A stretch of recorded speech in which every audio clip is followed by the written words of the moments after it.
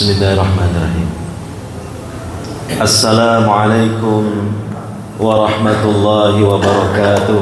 Waalaikumsalam warahmatullahi wabarakatuh.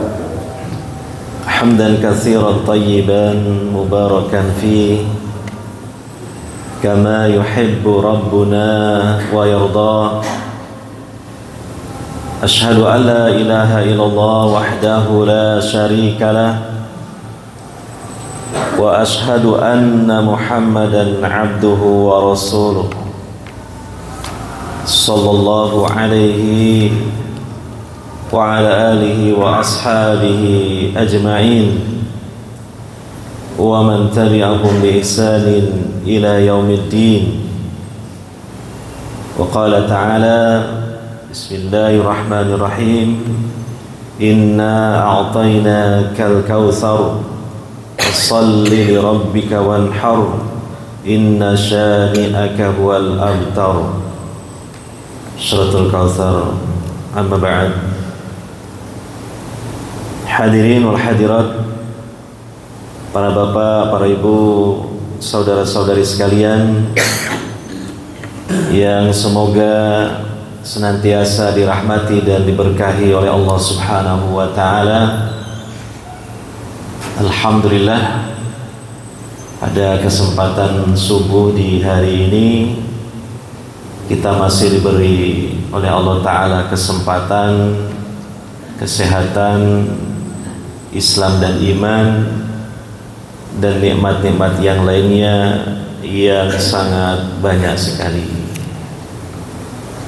Meskipun pada kesempatan kali ini kayak ane rada ngantuk gitu ya. Ngantuk kepegelen apa kewaragen daging. Sing pundi nih? Oh, dua-duanya. Alhamdulillah. Pegel, terutama eksekusi hewan kurban, wareg dagingnya sempurna.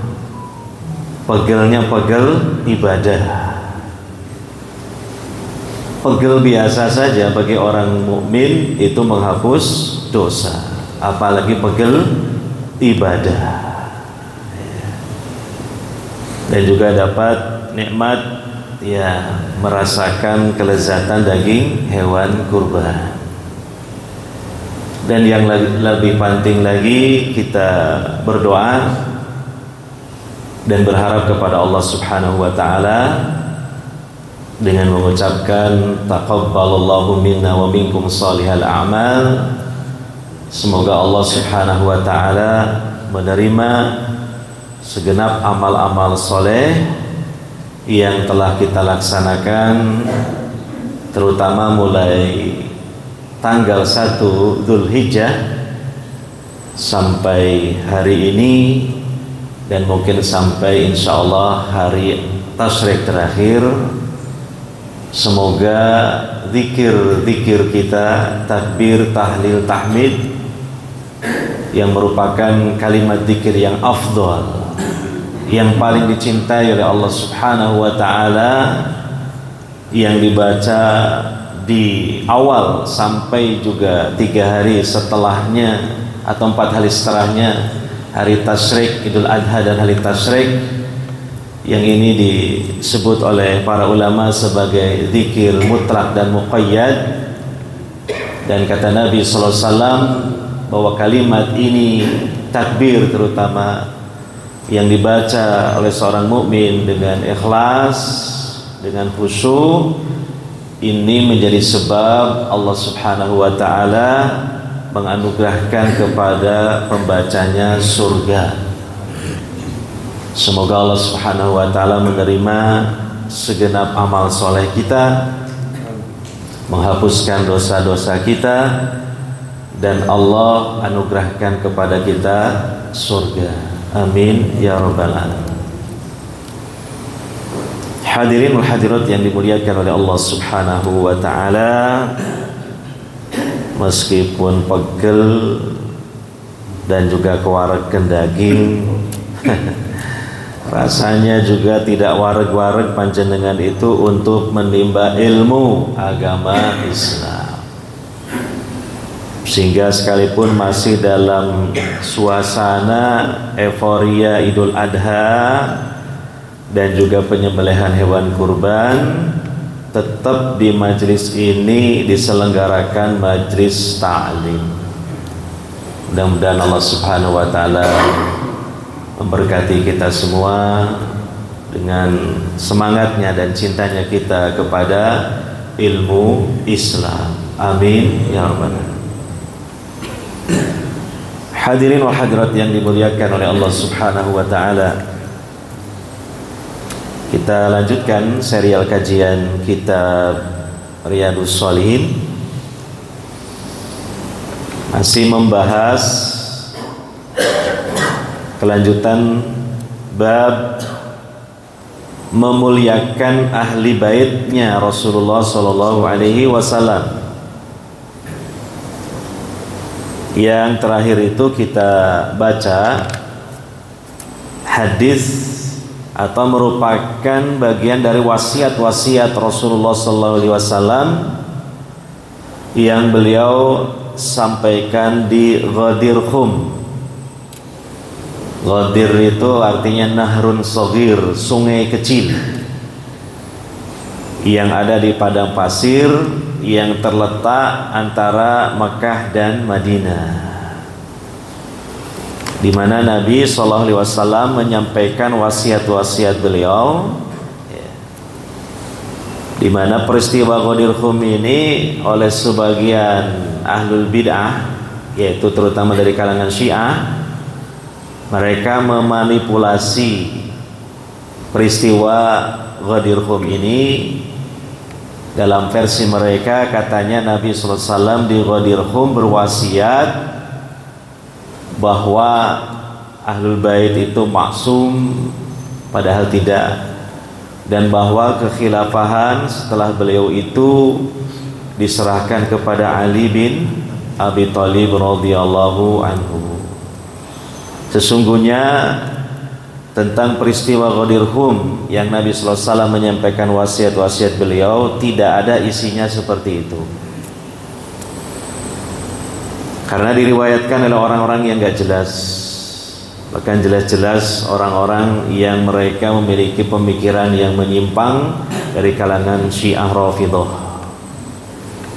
Yang benar periwayatan adalah dari para sahabat tabi'in, atba'ut tabi'in, dan para ulama ahlus sunnah wal jamaah yang terpercaya. Di antaranya diriwayatkan oleh Imam Muslim, ya, bahwa beliau meriwayatkan, ya, dari Yazid bin Hibban dan seterusnya sampai kepada, ya, Zaid bin Arqam, ya, dan kemudian menyampaikan wasiat-wasiat Nabi sallallahu alaihi wasallam di Ghadir Khum tersebut, ya. Di antara wasiat yang beliau sallallahu alaihi wasallam sampaikan adalah tentang pentingnya kita kaum muslimin umat beliau sallallahu alaihi wasallam berpegang teguh dengan kitabullah, dengan Al-Quran. Karena kitabullah Al-Quran ini merupakan al-huda wa nur, merupakan petunjuk dan cahaya. Dan beliau mengatakan, fakhudhu bi kitabillah wastamsiku bihi, ya. Maka kalian wajib mengambil kitabullah Al-Quran dan berpegang teguh dengannya. Berpegang teguh, ya, artinya kita mencintai Al-Quran sebagai kalamullah yang terakhir Allah turunkan dari langit ke muka bumi ini. Kita imani itu semua kalamullah, yang tidak ada satu kata, bahkan satu huruf pun yang keliru, karena itu semua merupakan firman Allah, ucapan Allah subhanahu wa ta'ala al-haq, yang tidak ada kekeliruannya sama sekali. Kemudian kita wajib untuk mempelajarinya. Apa isi Al-Quran itu? 114 surat. Itu surat dari Allah untuk kita. Jadi surah, dalam bahasa kita surat, kita tahu surat. Allah Subhanahu wa ta'ala mengirim surat untuk kita melewati dua kurir, dua utusan. Utusan pertama utusan langit, yaitu malaikat Jibril alaihissalam. Dan yang kedua adalah utusan bumi, yaitu Rasulullah Muhammad sallallahu alaihi wasallam. Yang kedua utusan ini adalah pertama malaikat Jibril, pemimpin para malaikat yang terpercaya. Dan juga Nabi Muhammad sallallahu alaihi wasallam, pemimpin para rasul, para nabi yang sangat terpercaya. Ya. Disampaikanlah kepada kita dan sampai kepada kita Al-Quran lengkap, ada di hadapan kita, ada di sisi kita, ada di rumah-rumah kita. Itu 114 surat dari Allah. Kalau kita boleh menyebut itu surat cinta dari Allah, bahwa Allah mencintai kita, bahwa Allah menyayangi kita, bahwa Allah merahmati kita, bukan hanya memberikan fasilitas hidup di dunia ini saja yang sifatnya material, yang sifatnya lahiriah, tapi juga Allah lengkapi dengan memenuhi kebutuhan spiritual, kebutuhan batiniah kita dengan diturunkannya Al-Quran. 114 surat. 114 surat itu dalam bahasa Arab. Kita bukan Arab, bukan orang Arab. Dan banyak di antara kita tidak paham bahasa Arab. Maka wajib itu mempelajarinya. Bukan hanya dibaca saja. Sebagaimana umpama kita mendapatkan surat penting dari seorang presiden, begitu sampai kepada kita surat itu, ada amplopnya dari Presiden RI untuk Anda siapa? Wah, kita sudah senang, sudah gembira, merasa bangga. Sebuah kehormatan yang luar biasa, dapat surat dari presiden, padahal belum tahu isinya. Maka kemudian apa yang dilakukan? Dibuka dengan hati-hati, nyobek amplopnya itu, dianukan dulu ke matahari, biar apa? Nggak nyobek apa? Kertas di dalamnya, kan gitu. Hati-hati betul. Kemudian diambil perlahan-lahan, dibuka dengan perlahan-lahan dan hati-hati, kemudian dibaca. Nah, tentu kita tidak hanya membaca saja, tapi berusaha memahami apa itu maksudnya, apa yang diinginkan oleh Bapak Presiden itu. Ya, dibaca dari awal sampai akhir dengan teliti, dengan hati-hati, dipahami. Kemudian apa? Oh, ternyata isinya berupa perintah-perintah. Maka tentu itu yang paling inti yang diinginkan oleh Bapak Presiden, kita laksanakan isi surat itu berupa perintah-perintah itu. Ya. Tidak mungkin cuma kita baca saja. Dan kemudian tidak mungkin juga hanya dipahami saja, tapi kita harus melaksanakannya. Nanti takutnya kalau Bapak Presiden menanyai kita, kita mau jawab apa? Maka kita laksanakan isinya. Sehingga ketika bertemu dengan Bapak Presiden, dia tanya, apa surat dari saya sudah sampai kepada kamu? Siapa? Sudah. Apa kamu sudah buka surat itu? Oh, sudah. Siapa? Sudah. Apa kamu sudah baca? Oh, sudah, saya baca. Apa kamu sudah pahami isinya? Saya paham, Pak. Apa kamu sudah laksanakan isinya? Sudah, Pak. Bagus. Kan gitu kan? Tapi kalau kemudian surat itu ketika kita ketemu dengan Bapak Presiden, sudah sampai surat itu pada kamu? Sudah. Sudah kamu buka? Sudah. Sudah kamu baca? Sudah. Apa kamu paham isinya? Iya. Apa kamu sudah laksanakan isinya? Belum. Marah Presiden. Apalagi kalau kurang-kurang lagi dari itu. Sudah datang surat dari sana? Iya. Sudah kamu baca? Iya. Sudah kamu pahami? Enggak. Marah. Apalagi kalau lebih dari itu. Sudah sampai surat dari saya? Iya. Kamu baca? Iya. Apa kamu paham? Enggak. Ini makhluk, presiden itu makhluk itu. Bagaimana ini 114 surat dari Allah Tuhan kita, Rabbul Alamin. Pasti di akhirat Allah akan meminta pertanggungjawabannya di yaumil hisab tentang Al-Quran ini. Bagaimana respon kita ketika sampainya Al-Quran kepada kita ini? Ya, makanya Allah Subhanahu wa taala mengabadikan ucapan Rasulullah Muhammad sallallahu alaihi wasallam dalam Al-Quran.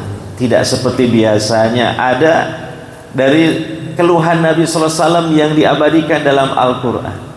Keluhannya apa? Rabbi inna qaumi ittakhadhu hadzal Qur'an wa qala ar-rasul rabbi inna qaumi ittakhadhu hadzal Qur'ana mahjur. Berkata Rasul itu, maksudnya Rasulullah Muhammad SAW, wahai Rabbku, sesungguhnya umatku telah menjadikan Al-Quran ini sebagai sesuatu yang diterlantarkan, diabaikan. Ya. Dan Nabi SAW mengatakan di hadis yang lain, wal Qur'anu hujjatun laka aw alaik. Quran itu bisa menjadi pembela kamu di hadapan Allah, atau sebaliknya menjadi bumerang, menjadi sebab malapetaka di akhirat di hadapan Allah.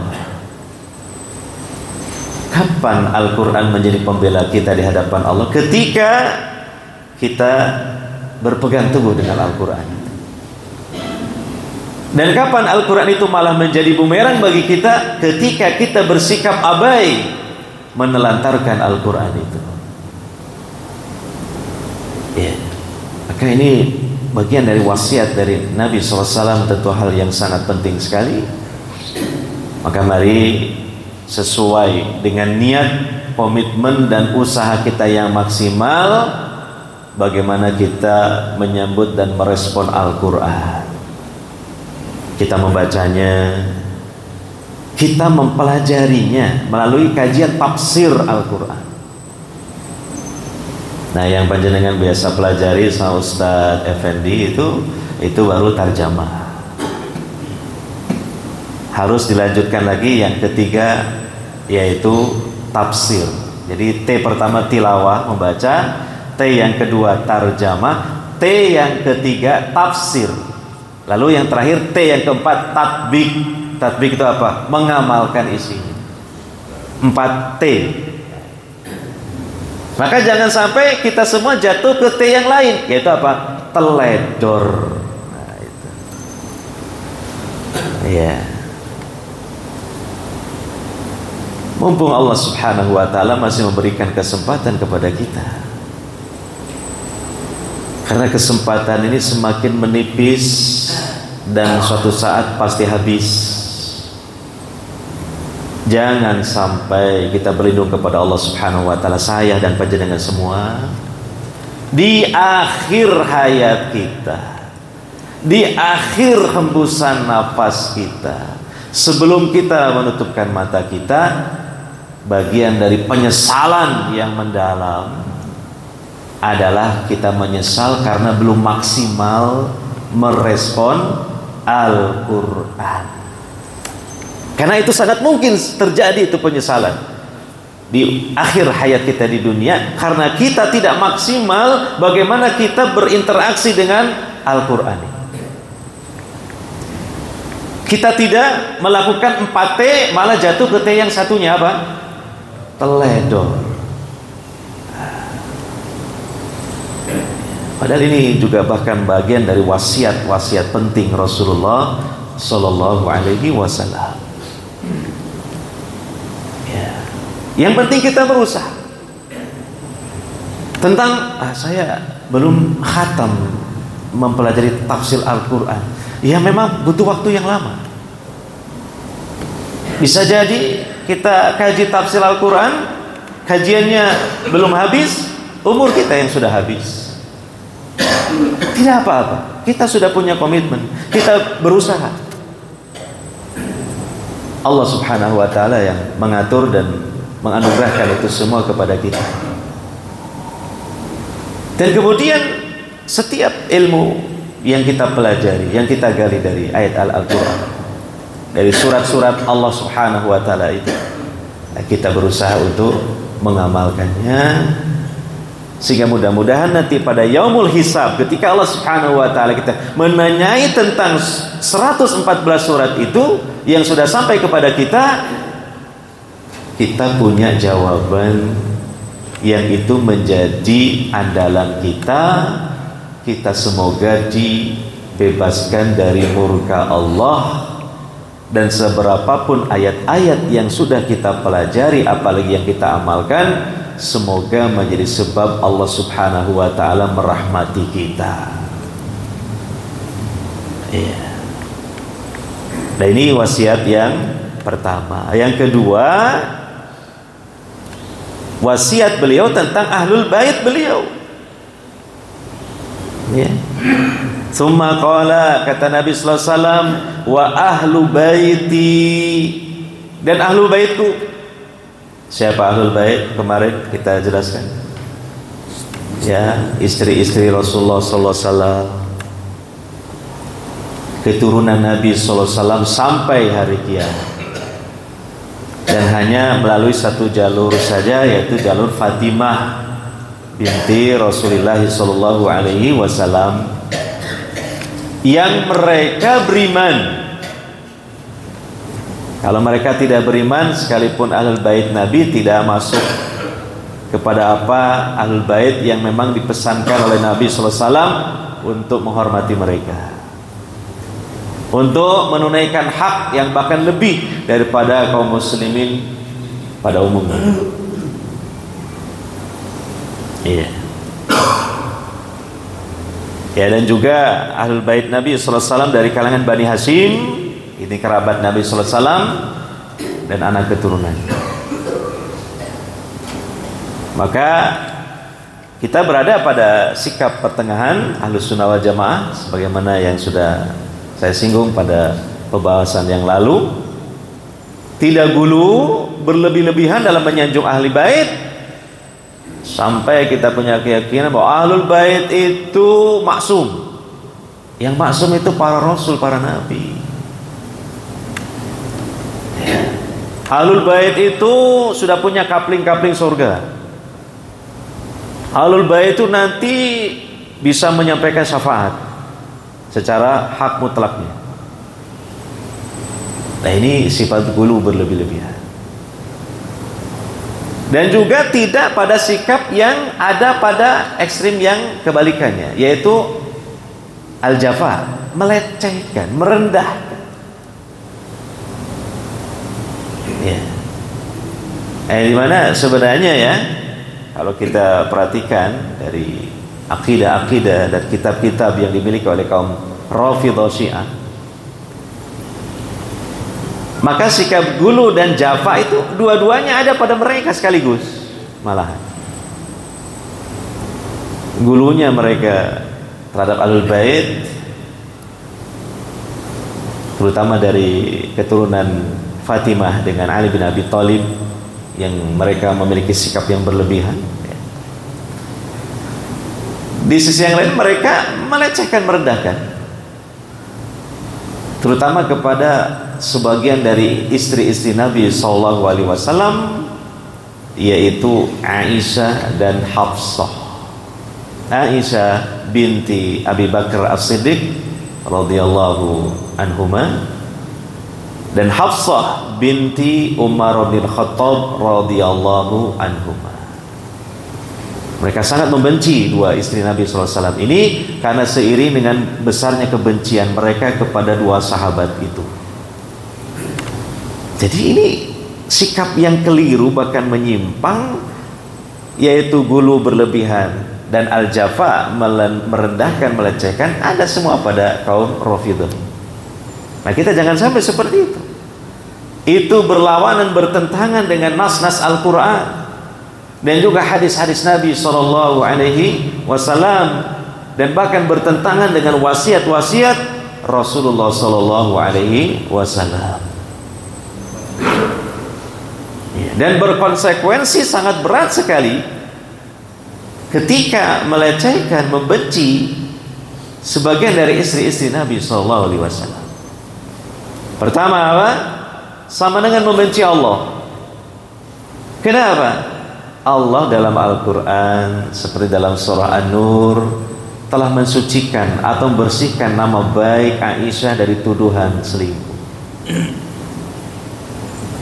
Dan Allah sudah mentakdirkan bahwa Aisyah Hafsah ini menjadi pendamping Nabi SAW dunia dan akhirat. Maka jika dua istri Nabi ini adalah wanita yang tidak baik, berarti Allah ada kesalahan di sini.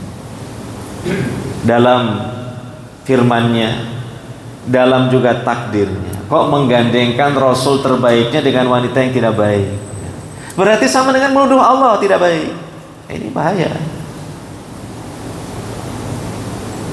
Yang kedua, menilai Al-Quran itu ada yang error. Terutama surah An-Nur ketika Allah menurunkan ayat-ayat yang membersihkan nama baiknya Aisyah. Seakan-akan ayat itu apa?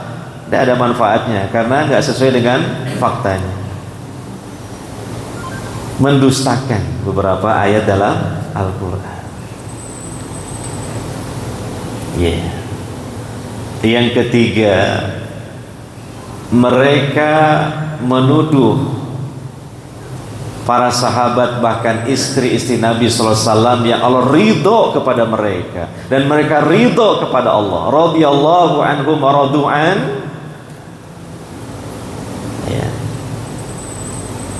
sebagai orang-orang yang tidak baik. Kemudian berikutnya apa? Mereka juga akhirnya berkonsekuensi dengan keyakinan seperti itu, menganggap bahwa isi dari ajaran Islam ini tidak benar, tidak valid, tidak sahih. Kenapa? Karena agama Islam ini bersumber dari Al-Quran dan hadis. Sedangkan yang menukil dan meriwayatkan Quran dan hadis dari Nabi SAW siapa? Para sahabat. Lebih-lebih lagi Aisyah radhiyallahu anha termasuk dari periwayat para sahabat yang paling banyak meriwayatkan hadis-hadis Nabi SAW setelah Abu Hurairah radhiyallahu anhu. Sementara ini yang menukil dan meriwayatkannya adalah orang yang tidak baik, orang yang serong. Berarti harus menggugurkan sekian dari riwayat-riwayat Aisyah tentang Al-Quran, tentang hadis Nabi SAW. Berarti ini sama dengan meruntuhkan bangunan Islam yang kokoh. Hati-hati, bahaya ini. Pemikiran akidah seperti ini. Ya, maka disinilah kita perlu belajar Islam, Al-Quran dan Sunnah Nabi SAW melalui versi ulama Ahlus Sunnah wal Jamaah, Al-Firqah An-Najiyah atau Taifah Al-Mansurah. Karena pemahaman mereka inilah yang sejalan dengan apa yang diinginkan oleh Allah Subhanahu wa ta'ala dan Rasulnya dalam Al-Quran dan Sunnah Nabi Sallallahu Alaihi Wasallam. Dan inilah seperti sebuah kata mutiara yang pernah disampaikan oleh Imam Asy-Syafi'i rahimahullah. Beliau mengatakan, amantu billah wa bima jaa 'anillah ala muradillah wa amantu bi rasulillah wa bima jaa 'an rasulillah ala muradi rasulillah. Catat kalimat ini kaidah penting dari Imam Asy-Syafi'i rahimahullahu ta'ala. Kata beliau, aku beriman kepada Allah dan beriman kepada apa yang datang dari Allah. Maksudnya apa? Al-Quran sesuai dengan maksud Allah, tafsirnya tafsir yang benar sesuai dengan maksud Allah. Tidak ada penyelewengan tafsir di sini. Dan selanjutnya beliau mengatakan, dan aku beriman kepada Rasulullah dan apa yang datang dari Rasul, yaitu hadis-hadis beliau yang sahihah sesuai dengan maksud Rasulullah. Maksud Allah terhadap ayat Al-Quran, maksud Rasulullah SAW terhadap hadis-hadisnya, semua itu sudah diterima secara talaki langsung oleh para sahabat Nabi Sallallahu Alaihi Wasallam, dan oleh para sahabat Nabi diwariskan kepada para tabi'in, dan oleh para tabi'in diwariskan oleh para atba'ut tabi'in, dan oleh para atba'ut tabi'in disampaikan kepada segenap para ulama ahli sunnah wal jamaah. Alhamdulillah sampai hari ini, bahkan sampai hari kiamat. Ini yang perlu kita pahami dengan baik-baik, supaya kita mendapatkan as-salamata fid-din. Yang banyak di antara kaum muslimin, di antara untayan doa mereka meminta kepada Allah as-salama fid-din. Allahumma inna nas'aluka salamatan fid-din. Ya Allah, sesungguhnya kami mohon kepada Engkau keselamatan dalam apa? Dalam agama ini. Karena apa? Karena ada penyimpangan-penyimpangan dalam memahami agama ini. Iya. Sehingga dengan agama yang selamat inilah menjadi sebab kita juga selamat dunia dan akhirat kita.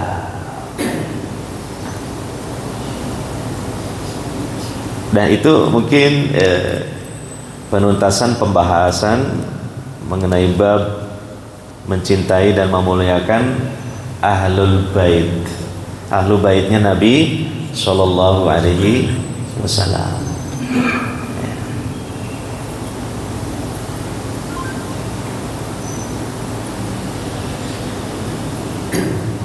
Dan mungkin ada tambahan sini sebagai kalimat terakhir dari pensyarah kitab Riyadhus Shalihin Ibnu Utsaimin rahimahullah taala. Karena pentingnya pembahasan ini tentang cinta ahlul bait, dan supaya tidak kita terpengaruh oleh pemikiran-pemikiran yang menyimpang dalam menyikapi ahlul bait, di mana pensyarah ini mengatakan tentang kalimat yang disampaikan oleh Nabi sallallahu alaihi wasallam dalam peristiwa Ghadir Khum tadi, di mana Nabi sallallahu alaihi wasallam mengatakan udzakirukumullah fi ahli baiti. Aku ingatkan kalian atas nama Allah tentang ahli baitku. Yakni, kata beliau pensyarah, i'rifu lahum haqqahum wala tadlimuhum. Kenali oleh kalian hak-haknya mereka. Ya, kita pelajari haknya mereka. Dan jangan kalian bersikap dolim kepada mereka. Wala tadlimuhum wala ta'tadu alaihim, dan jangan kalian bersikap melampaui batas terhadap mereka. Hada min babit taukid, ini termasuk dari perihal yang perlu dikuatkan. Wa illa fa kullu insanin mu'minin lahu haqqun ala akhi la yahiqqu lahu an yu'tada alaihi wala an yudlimahu, lakin li alin nabi sallallahu alaihi wasallam haqqun zaidun ala huquqi ghairihim minal muslimin. Maka setiap manusia yang beriman, dia punya hak atas saudaranya, ya. Hak ukhuwah. Sesuai nama masjid ini, Masjid Al-Ukhuwah. Artinya ukhuwah, persaudaraan antar sesama muslim mukmin. Kita harus mengerti hak-hak sesama muslim dan kita wajib untuk memenuhinya. Karena setiap mukmin satu sama lain adalah saudara dan menjadi wali. Innamal mu'minuna ikhwah. Ya. Innal mu'minina ba'duhum 'ala ba'din aulia. Jadi wali pelindung penolong, terutama dalam hal beragama. Ya. Yang kemudian apa, tidak halal bagi dia untuk bersikap melampaui batas. Bersikap yang melanggar aturan-aturan syariat. Dan juga tidak boleh menzaliminya dengan perkataan, dengan perbuatan, tidak boleh. Haram. Dan Allah bahkan mengharamkan atas dirinya. Akan tetapi untuk keluarga Nabi SAW yang diistilahkan dengan Ahlul Bait, itu apa? Hakun zaid, memiliki hak yang lebih atas hak-hak muslimin yang lainnya. Jadi kalau misalnya kita ini punya sesuatu ya untuk dihadiahkan, dan sesuatu itu sedikit, tapi ternyata orang yang mau kita kasih hadiah ini dua orang ini ternyata yang satu muslim biasa, yang satunya ahlul bait Nabi, maka yang ahlul bait Nabi itu dahulukan. Nah, ini namanya hakun zaid. Jadi kita ini cinta ahlul bait. Oh, itu orang ahlus sunnah itu mereka tidak hormat ahlul bait. Oh, mereka tidak mencintai ahlul bait. Lah, kalau memang ahlus sunnah dia seperti itu, dipertanyakan ahlus sunnahnya. Karena ajaran ahlus sunnah atau memahami Islam versi ahlus sunnah tidak begitu, menghormati, memuliakan, bahkan melebihkan dalam pemenuhan hak terhadap ahlul bait daripada muslimin yang lain yang bukan ahlul bait. Itu. Ya. Ya, kalau jelas-jelas ahlul bait, bukan yang ngaku-ngaku ahlul bait ternyata bukan ahlul bait. Nah, masalah pembahasan nasab sampai hari ini kan masih hangat pembahasan. Ya, masalah nasab Ba'alawi. Nah. Kemudian selanjutnya kata pensarah, wa idza kana hadza fi haqqi ali nabi sallallahu alaihi wasallam fama baluka bi haqqir rasul sallallahu alaihi wasallam. Dan ketika seperti inilah haknya ahlul bait Nabi yang harus dilebihkan daripada hak-hak muslimin yang lain, maka bagaimana menurut pendapatmu tentang pemenuhan haknya Rasulullah SAW? Tentu lebih-lebih lagi. Ahlul baitnya saja kita menghormati seperti itu, apalagi terhadap Nabi Muhammad SAW, penghulunya ahlul bait, penghulunya para rasul, para nabi. Ya, kita mencintai beliau, bahkan melebihi dari cinta kita kepada siapapun tentunya selain Allah Subhanahu wa ta'ala. Melebihi cinta kita kepada diri kita sendiri bahkan. Ya. Melebihi cinta kita kepada keluarga kita sendiri, melebihi cinta kita kepada istri atau suami kita sendiri. Lihatlah prakteknya apa yang sudah dimiliki dan dilakukan oleh para sahabat Nabi Sallallahu Alaihi Wasallam. Contoh Abu Ubaidah Amir ibn Jarrah dalam perang Badar, cintanya kepada Rasulullah SAW melebihi cintanya kepada bapaknya sendiri yang ketika itu masih musyrik dan berada di barisan musuh. Sampai akhirnya dua orang ini, anak dan bapak, ketemu duel akhir. Dalam perang Badar itu Abu Ubaidah melihat ada sosok dari tokoh musyrik yang hebat, banyak membabat kaum muslimin. Nah, Abu Ubaidah juga sama, dia banyak membabat kaum musyrikin, akhirnya diikuti orang ini. Ternyata bapaknya sendiri bapak ternyata. Akhirnya Abu Ubaidah menghindar dulu supaya jangan ketemu langsung. Ternyata dikuntit terus oleh bapaknya. Ya, itulah orang Arab, memang kelebihannya begitu ya. Kalau punya keyakinan itu teguh. Kalau yang hak ya teguh dipegang, yang batil juga ya yang sama, batil juga dipegang dengan teguh.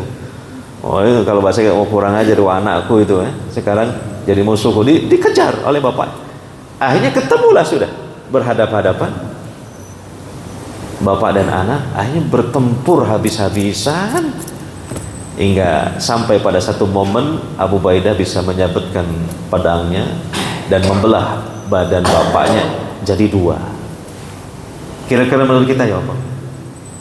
Wah, yang luar biasa. Nah, ini kesimpulan kita apa? Membuktikan beliau ini Abu Ubaidah Al-Jarrah cintanya kepada Rasulullah SAW melebihi cinta beliau kepada siapapun, termasuk kepada bapaknya sendiri, apalagi bapaknya musyrik dan musuh. Makanya Abu Ubaidah Al-Jarrah itu Allah istimewakan dengan memasukkan beliau kepada salah satu dari 10 sahabat yang dijamin masuk surga.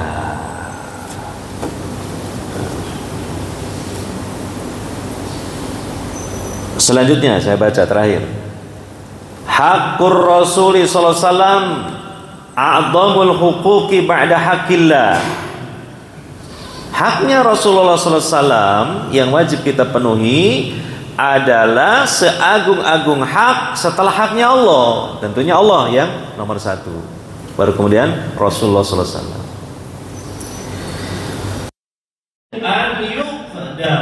Nafsi wal waladi wal ahl jami'as. Wajib haknya Rasulullah itu didahulukan. Haknya sendiri daripada hak anaknya sendiri, daripada hak keluarganya sendiri, bahkan daripada seluruh manusia. Fil mahabbati wat ta'zimi, dalam mencintai dan mengagungkan. Wa qabuli hadihi wa sunnati sallallahu alaihi wasallam, dan dalam menerima sunnah beliau dan petunjuk beliau sallallahu alaihi wasallam. Fahuwa muqaddamun ala kulli ahadin, maka beliau itu didahulukan dari setiap hak-hak yang lainnya. Nas'alullah an yaj'alana wal muslimina min atba'ihi zahiran wa batina. Kita memohon kepada Allah Subhanahu wa taala agar Allah menjadikan kita dan kami dan kaum muslimin menjadi para pengikut Nabi sallallahu alaihi wasallam secara zahir dan batin, lahir dan batin. Karena ini adalah kunci kebahagiaan dunia dan akhirat. Mengikut Nabi sallallahu alaihi wasallam di dunia ajarannya, maka insya Allah di akhirat mengikut Nabi sallallahu alaihi wasallam kedudukannya. Allah tempatkan Nabi sallallahu alaihi wasallam di akhirat di mana? Di surga. Maka kita pun insya Allah juga ditempatkan di surga. Itulah buah dari ittiba'ur rasuli sallallahu alaihi wasallam, ittiba'us sunnati rasulillahi sallallahu alaihi wasallam, mengikuti sunnah ajaran Rasulullah sallallahu alaihi wasallam. Makanya Nabi sallallahu alaihi wasallam mengatakan bada'al islamu ghariban wa sayaudu ghariba kama bada fatuba lil ghuraba. Islam itu awal kemunculannya dianggap asing,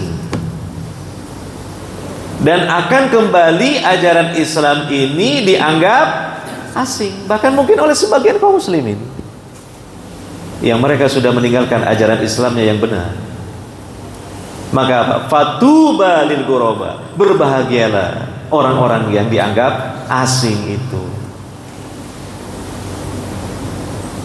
Ya. Karena mereka berpegang teguhnya dengan sunnah Nabi SAW di tengah-tengah manusia yang sudah melupakan sunnah Nabi SAW, sehingga orang ini ketika mengamalkan sunnah Nabi dianggap orang asing. Kata Nabi, fatuba, berbahagialah. Sebagian para ulama menjelaskan tuba itu sebuah pohon yang sangat besar dan rindang yang ada di surga. Yang besarnya ketika seorang menaiki kendaraan, dia berkeliling dari satu titik ke titik itu selama 100 tahun baru nyampai. Maka siapa yang ada di pohon tuba itu, dia pasti berada di mana? Di surga. Karena pohon itu ada di mana? Di surga. Karena mengamalkan, menghidupkan sunnah Nabi di zaman keterasingan itu berat. Sampai Nabi mengatakan bagaikan memegang bara api yang panas tentunya. Kadang kita merasa panas mungkin hati ini. Ada sebagian orang ketika kita mengamalkan sunnah Nabi, kita diledek, dicemooh dan sebagainya. Panas di hati. Tapi ingat, nanti insya Allah di akhirat dingin. Kenapa? Karena kita berada di bawah rindangan pohonnya tuba yang ada di surga. Itulah penghibur orang-orang yang mengikuti sunnah Nabi Sallallahu Alaihi Wasallam, berita-berita gembira terutama di akhirat nanti. Maka bersabarlah dan mohonlah pertolongan Allah Subhanahu Wa Taala untuk istiqomah di atas sunnah Nabi Sallallahu Alaihi Wasallam. Insya Allah hari-hari berat ini tidak lama, karena kita hidup di dunia itu tidak lama. Mungkin ini saja yang dapat kita bahas pada kesempatan kali ini. Semoga kita semua, terutama yang hadir di majelis ini, diberkahi oleh Allah Subhanahu Wa Taala, terutama diberi selalu taufik oleh Allah Subhanahu Wa Taala untuk istiqomah di atas Islam, di atas iman, di atas sunnah Rasulullah Sallallahu Alaihi Wasallam. Amin ya rabbal alamin. Subhanakallahumma wa bihamdika asyhadu an la ilaha illa anta astaghfiruka wa atubu ilaik. Wassallallahu ala nabiyyina Muhammadin wa ala alihi wa ashabihi ajma'in. Walhamdulillahi rabbil alamin. Wassalamu alaikum warahmatullahi wabarakatuh.